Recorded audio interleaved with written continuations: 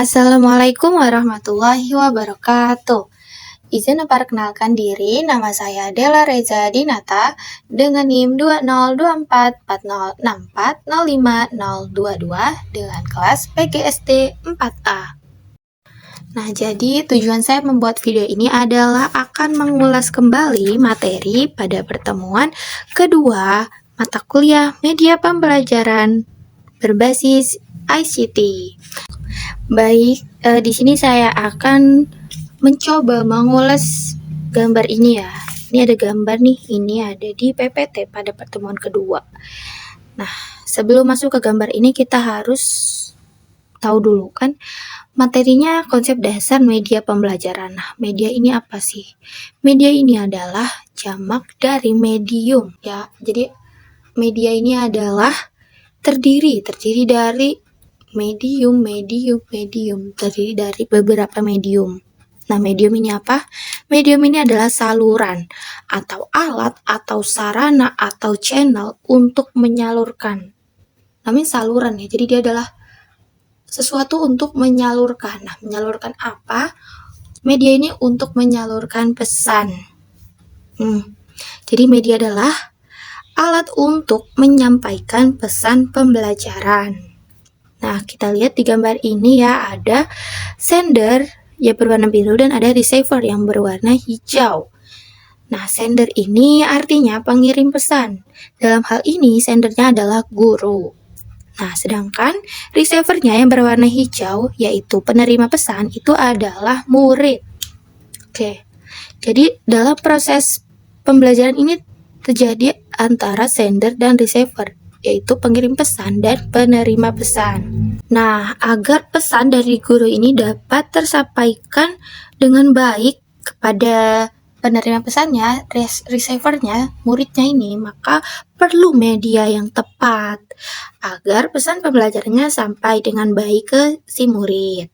Nah, media paling baik adalah media yang sesuai dengan materi. Jadi, kalau materinya misalnya tentang jenis-jenis daun, nah, maka guru harus menampilkan media yang sesuai dengan materi itu. Kayak misal guru menampilkan gambar daun, misal daun yang bersirip, sejajar, atau yang lain-lain.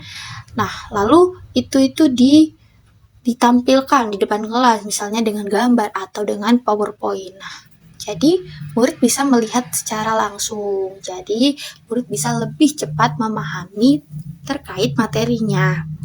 Nah, tadi kan sudah kita ketahui ya, media itu adalah untuk menyampaikan pesan pembelajaran. Nah, kalau pembelajaran sendiri ini apa sih? Pembelajaran ini adalah proses yang disengajakan agar terjadi yang namanya belajar. Nah, belajar itu apa? Belajar adalah proses perubahan pengetahuan, sikap, keterampilan yang diperoleh dari interaksi.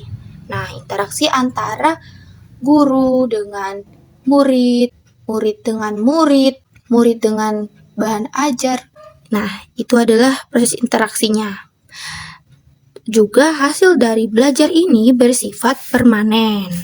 Nah, kita kembali ke gambar ini ya, dapat dilihat di bagian sender atau pengirim pesan ini, guru ini ada yang namanya encoding. Encoding itu apa sih? Encoding adalah proses menerjemahkan pesan. Jadi pesan tadi diterjemahkan oleh guru. Encoding ini adalah merubah pesan menjadi bentuk yang lain agar lebih mudah dipahami oleh peserta didik. Nah, bagaimana sih contohnya menerjemahkan pesan ini? Nah, jadi pesannya ini bisa diubah menjadi gambar, menjadi dialog, menjadi permainan, menjadi tes, dan lain-lain. Jadi dari materi itu diubah penyampaiannya, pesan ini diubah ke dalam bentuk gambar. Nah, kalau dalam bentuk gambar kan murid bisa melihat secara langsung. Gimana sih yang dimaksud itu? Nah, bisa dilihat, lalu bisa diamati, maka murid akan lebih mudah memahami pesan tersebut. Lalu di bagian receiver, penerima ini ada yang namanya decoding. Apa sih decoding ini? Decoding ini adalah pesan yang telah diterima oleh murid lalu diterjemahkan kembali terjemahkan kembali sesuai dengan pengalamannya, pemahaman materi sebelumnya yang telah dipahami gitu, agar lebih mudah dipahami lalu masuk gitu ke otaknya. Nah, setelah guru menyampaikan pesan ini melalui media pembelajaran ini, murid juga harus memberikan feedback. Guru itu harus memastikan pesannya sampai dengan cara memberi pertanyaan, lalu dijawab oleh si murid itu. Nah, itu yang dinamakan feedback. Ya, jadi di sini ada yang namanya feedback, umpan balik, tanggapan atau reaksi yang diberikan oleh si penerima ini. Nah, terus yang terakhir itu ada noise ya. Noise itu adalah gangguan-gangguan yang ada atau kendala yang ada selama proses pembelajaran ini. Contohnya, murid belajar dalam keadaan lapar, ngantuk. Nah, apakah bisa fokus dalam keadaan seperti itu? Tidak bisa. Nah, iya. Nah, itulah yang disebut gangguan-gangguan. Selain itu ada suasana yang berisik, terus ruang kelas yang tidak memadai. Nah, itu akan menghambat terjadinya proses belajar.